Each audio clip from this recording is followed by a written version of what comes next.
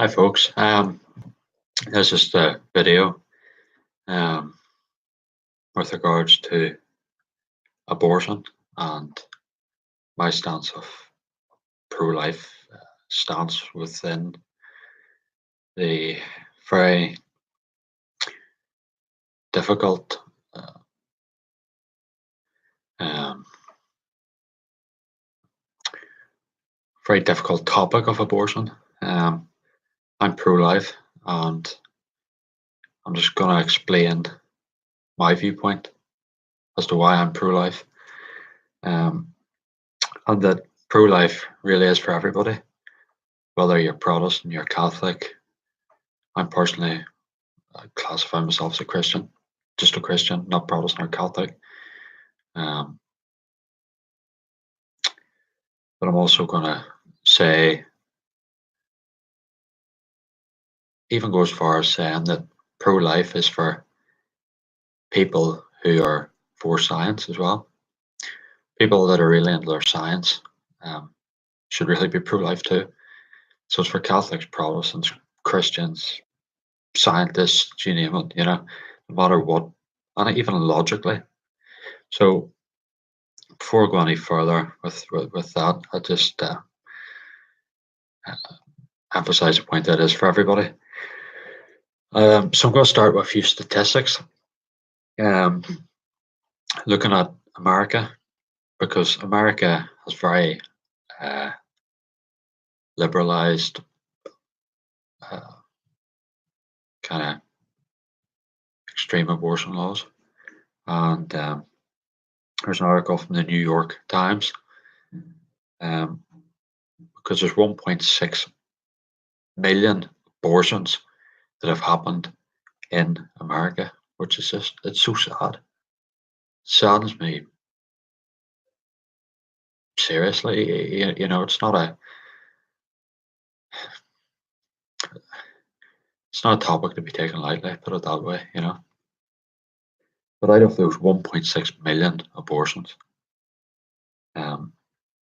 you hear people say, what about in this case, in that case, in the case of rape, in the case of incest, in the case of protecting the mother's life?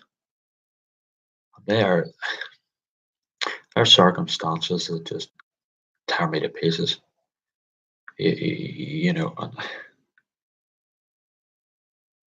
to start, those things, rape shouldn't happen. It's very clear that it's the saddest thing that I believe that could happen to a woman. I don't even know what to say. I think you can understand how I feel about that. It's just totally, it's obviously totally not right.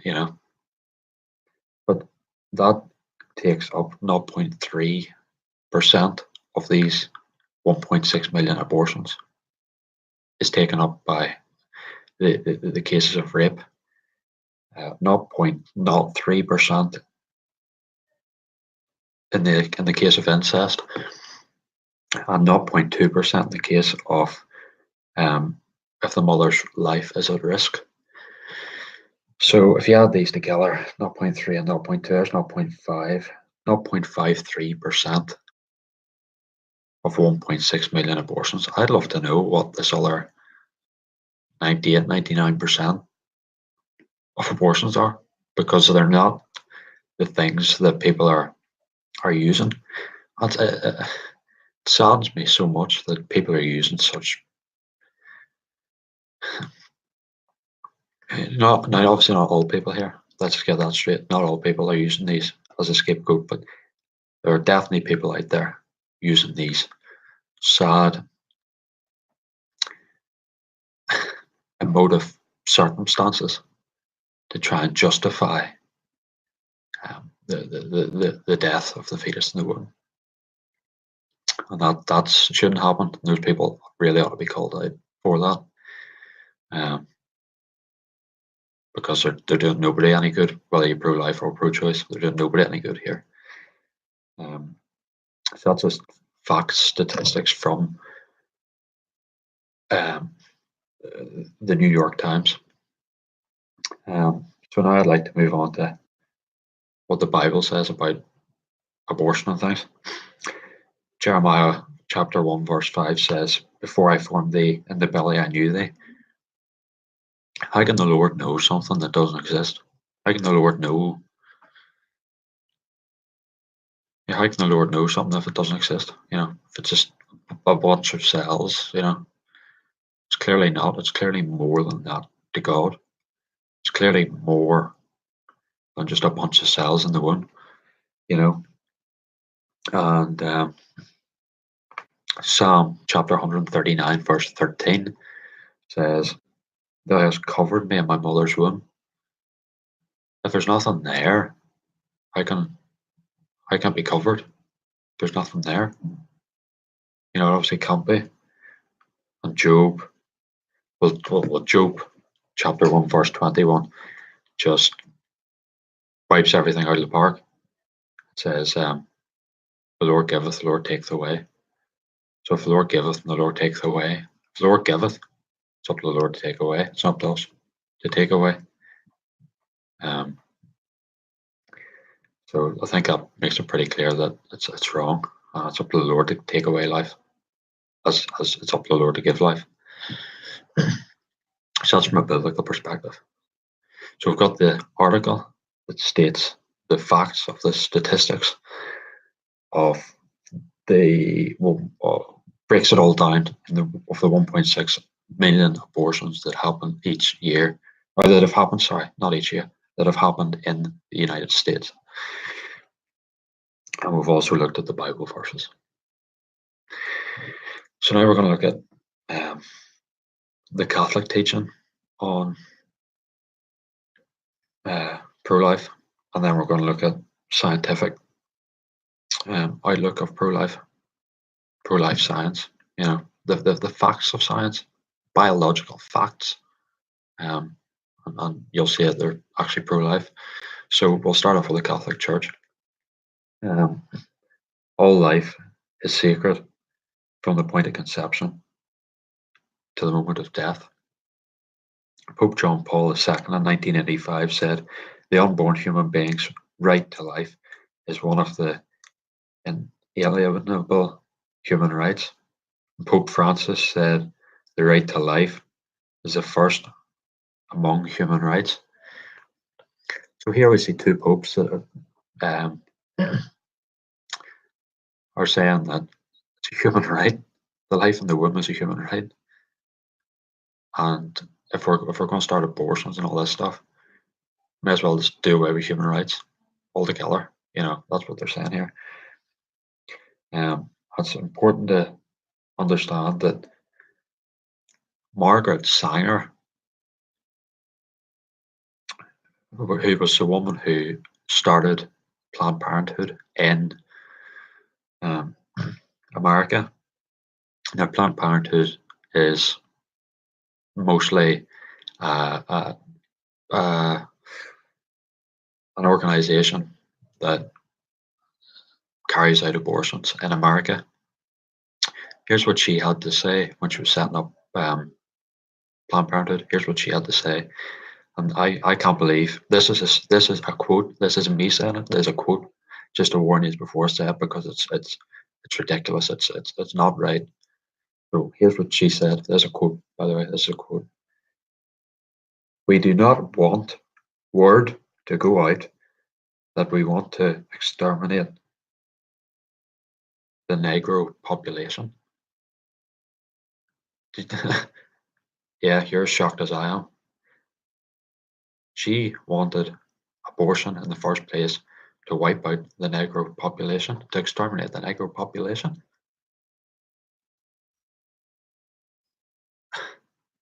I was reading up on this, obviously, to get this video out there. See, when I read that, I just thought, this is ridiculous. Racism. That's all it is. It's racism. Is at the heart of this agenda. It's ridiculous. It shouldn't happen. And how she got away with it back in that time, I just don't know. But it's definitely not right. And that is what is or was at the core of this whole agenda. I'm speechless. I read it and I was sitting there like, isn't it? Did I just read that? Because that's I don't need to say it's not right because you know it's not right. Um, so I think we'll move on from that because I just thought it's important to throw it in there for you to understand the foundations of the Planned Parenthood and pro-abortion kind of ways, possibly mindsets. Margaret Sanger had set it up, came off with that kind of statement. I think that sums up the whole thing. It sums up uh,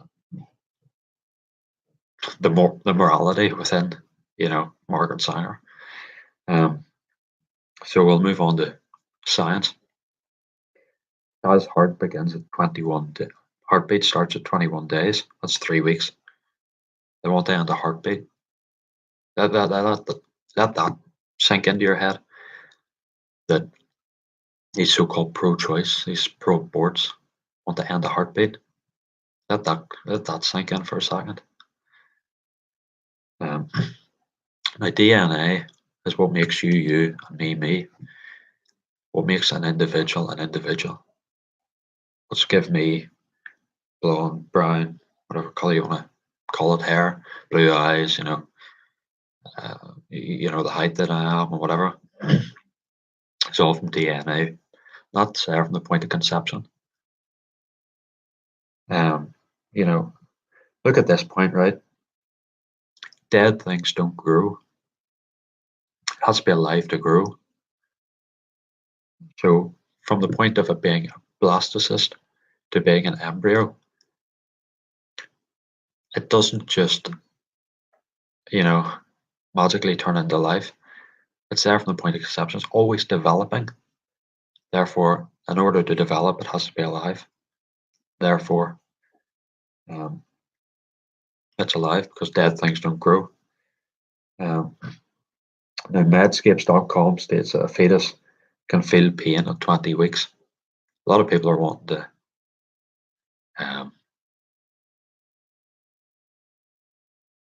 abortions to happen after 20 weeks.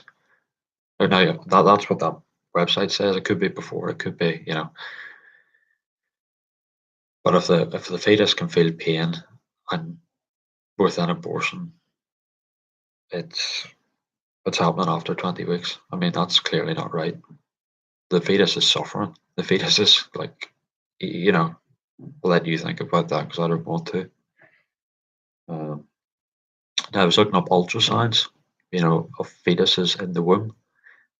And now, from what I can see, personally, from looking at ultrasounds and scans, I can see a child there from the 6th week, from 6 weeks. I can see a child there. Maybe you can see it from 5 weeks, but I can personally see it from 6 weeks. And these people want to abort children at 20 weeks, 24 weeks. I mean, like, it's ludicrous. If you can see the child there at 6 weeks, the heart's obviously still, their heart's beating. There's a brains there, and they're just wanting to end that life. It's sad, folks, and it's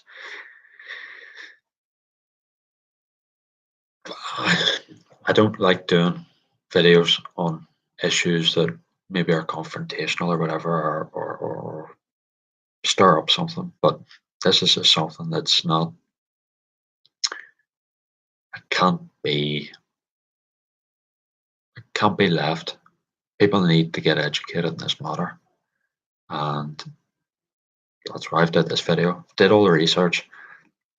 I've got the facts there. You've heard the facts. You've heard the statistics. You've heard the scientific. You've heard the Christian, the Catholic and Protestant outlook on it. You've heard the biblical outlook on it. So I mean, it's pretty clear that there's not too much room for